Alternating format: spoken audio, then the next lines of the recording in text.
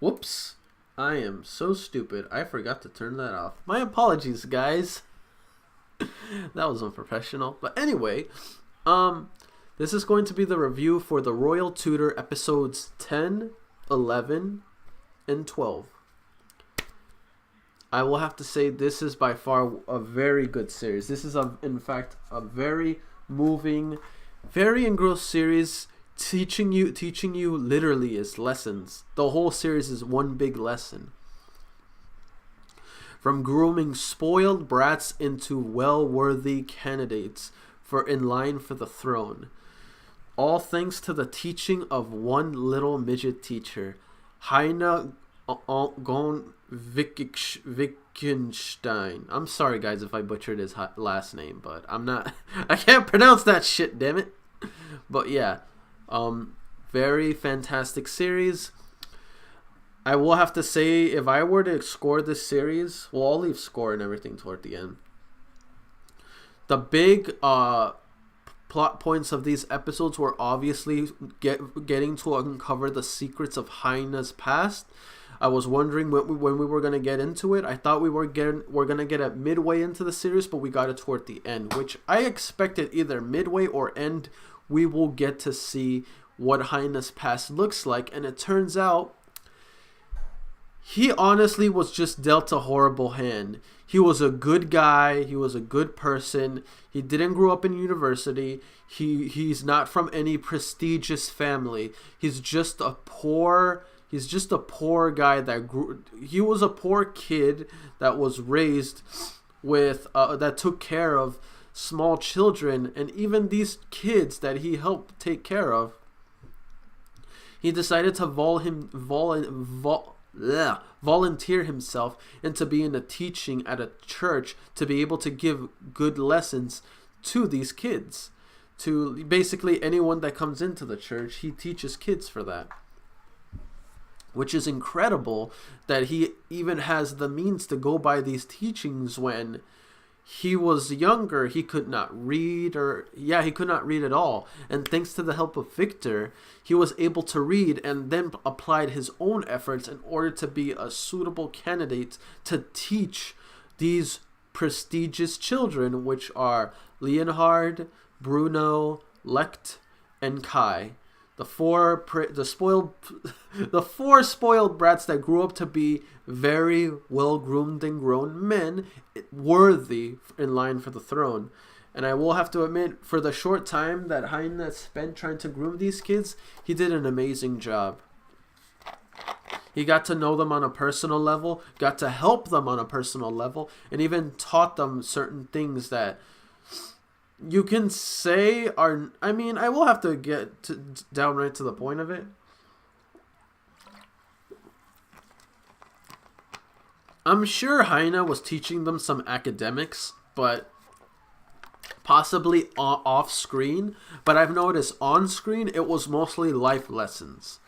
Life lessons, personal beliefs, and character development. Basically, he was developing these Prince's characters in order to become strong, logical, working, worthy kings. That's essentially what we were shown on screen.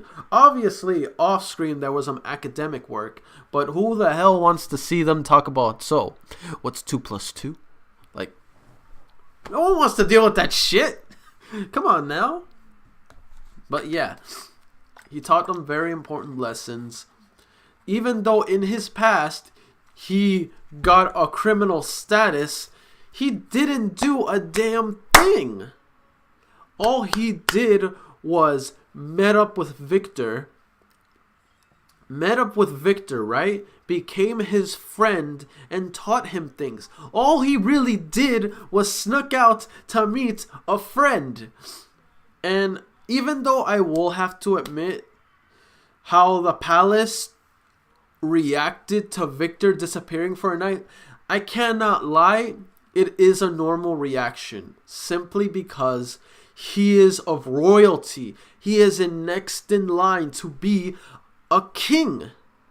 But how can he be a king but well, no, like basically what I'm trying to get my point at is that because he's royalty, he could be in danger. His life is on the line all the time because since he's a prince, you can arguably say he is value in the eyes of the people. So he could easily be targeted by competitors, people of value, trafficking, people trafficking, so kidnapping and selling. He is in deep freaking black hole danger with being a prince, because with being a prince, the good of it, he becomes a ruler and he is basically the face of his country. But the backdraw is he always has a target on his head. So the way the staff, his parents reacted, it's logical, it's normal. Think about it, if you were a ruler and if you had a child that next in line, you would have to make sure he is safely guarded 24/7. You have to make sure the staff you have are trustworthy and they won't sabotage you, because with allowing people to come into the lives of the king as well as his family, you are already trending on very potential shallow waters, because with a king comes responsibility. You're responsible to the people and you're responsible for your family. So the lives you bring in become a part of that danger. Just as the king, just as the prince is worth value because of his rank, his title, so is the king. The king is worth even greater value. But obviously because he's a king, he has more staff looking after him. That's why the princes are always in their home, because it's the safest place to be considering their rank and their positions. So it's understandable why the parents, the staff, and everyone reacted the way they did. With the prince not being around, that fractures and damages their lineage. The line of royalty is in the fate of the kings as well as their offspring's hands, because they carry with them a huge weight that they have to endure and make an example of throughout the entire lives. But once again, with great purpose comes greater, even greater backlash, like basically battles in store for you, not only internally but the forces outside your control. So once again, I understand why they reacted the way they did. It's normal, it's logical. You better be reacting that way if your kid isn't in the house and you don't know where he is. Are you kidding me?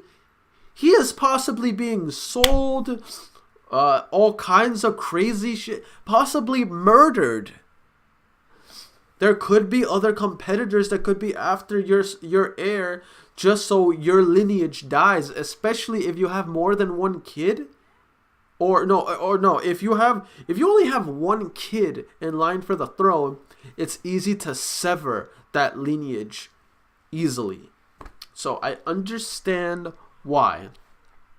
What I don't understand is I'm sure the guards are not stupid. Yes, he was with some other stranger that maybe by appearance it's looked as criminal intentions such as kidnapping, because Victor was gone with no say in the matter, and he then is founded with this guy. But here's the thing, I'm pretty sure Victor and Hyena are both either early adults or still minors. I'm pretty 100%. Well, no, that's not true. Because if that was true, why does Victor know about alcohol? So that's also.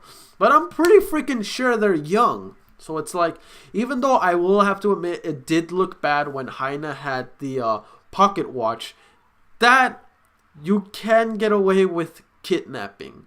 You can call kidnapping simply because he had that pocket watch. If he didn't have that pocket watch, would people still assume he's a kidnapper? Most likely. But there's no evidence to suggest that, because all that was happening is he was with Victor, but Victor was not restrained. He was not in any significant danger. but you can still call kidnapping because he had that pocket watch. So that's where you can say kidnapping, yes. Okay, maybe not kidnapping, but attempt to potential kidnapping. Now, the other way you can go about it is that maybe it's not kidnapping. You know how you can assume it's not kidnapping and they could potentially just be friends? They're around the same age. Victor and Heine were running away from the guards. Victor was not dragging, Heine was not dragging Victor. He was running with him. Therefore, they were with each other. They were acquaintances. He's with him and they're with him. You get what I mean? And then, right when he was trying to shoot Victor, even though, here's the thing. Why would you shoot Victor? You got the pocket watch back. Only Victor is running. He was pointing his gun at Heine. Why would you shoot Heine when Heine is simply running away and Victor was just running beside him? Why couldn't you just went after and try to grab Victor instead of trying to shoot Heine when he wasn't showing any hostile intentions? He was just running away. Now, if he had Victor like in a lock or basically in a threatening position, yes, that's when you put up arms and get ready to shoot. But he was not being hostile. He was just running away, not like dragging Victor away. He was running away with Victor. They were running away together. All right? And so that means there was no need to fire. There was no hostile intent whatsoever to ignite the trigger. That's the thing that bugged me. And then when Heine was about to be shot, Victor got in the way to protect his best friend. And the moment that happened, the guards just eliminated the factor that they're at fault for what happened. They quickly just took the entire blame over to Heine, making it look like he attempted to kill the prince. You lying dirtbag pieces of garbage. You know damn well what you did. You just did that to save your own skin, and you could not amount to the consequences. Even if you can say it was an accident, you made a bad judgment call in shooting someone who was not in a threatening position. You did not need to bring up arms. You did not need to... Okay, maybe bring up arms, but you had no probable cause to fire a non-hostile individual. Where was the attempt to fire? Where? He was running. Was he bringing Victor with him? He was not. He was just running. That's, in my opinion, where the guards were the idiot in this whole situations. There was no need to fire. Maybe bring up arms, not fire. No one was being hostile.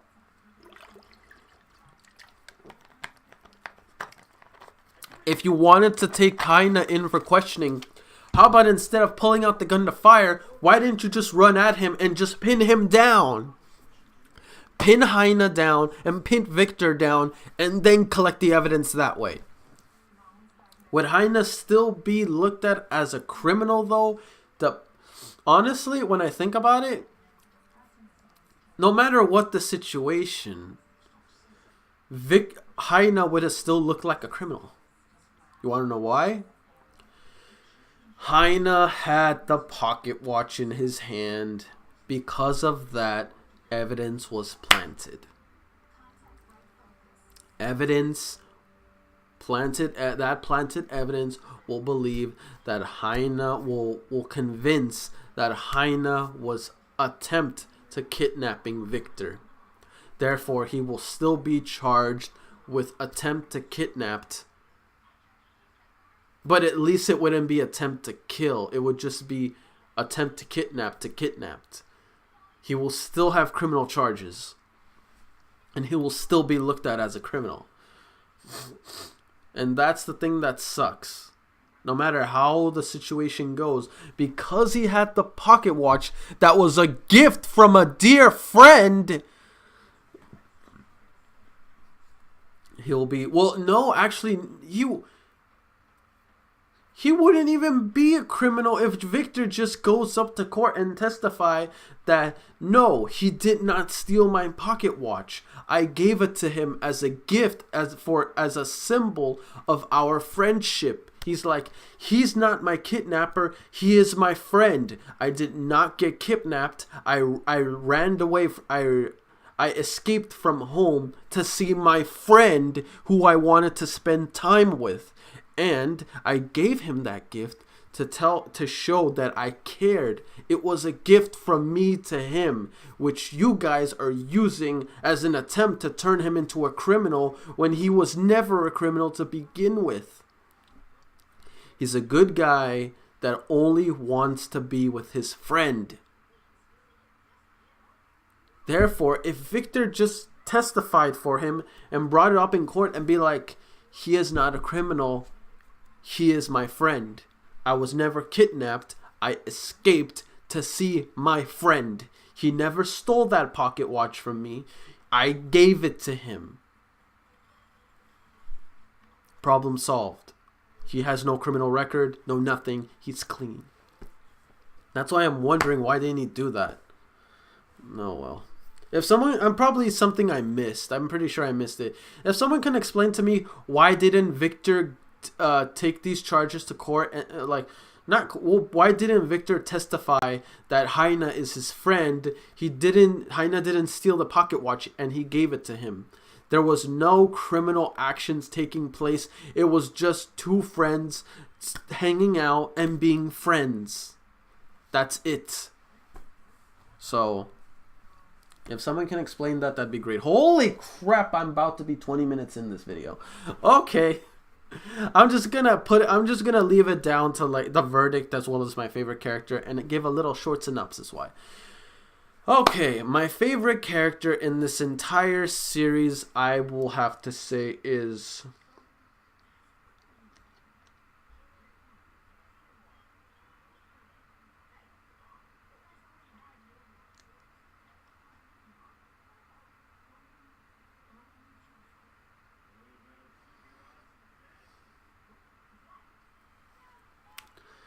Leonhard. Leonhard is still, to this point, my #1 favorite character in the series. Simply because even though he has many flaws, he backs it up with a great, once like Heine said, a great imagination, which will carry him out as he competes for the line of the throne. He has a very vivid imagination, great hard worker, acknowledges his flaws. He is not oblivious to his own flaws and accepts that he has flaws. A character without flaws is a boring character, in my opinion. A character with flaws is only someone to be greater. Someone that has flaws and can turn those flaws into redeeming qualities is a character that is definitely gonna hit my favorite list no matter what. My final verdict for the series, I would have to give it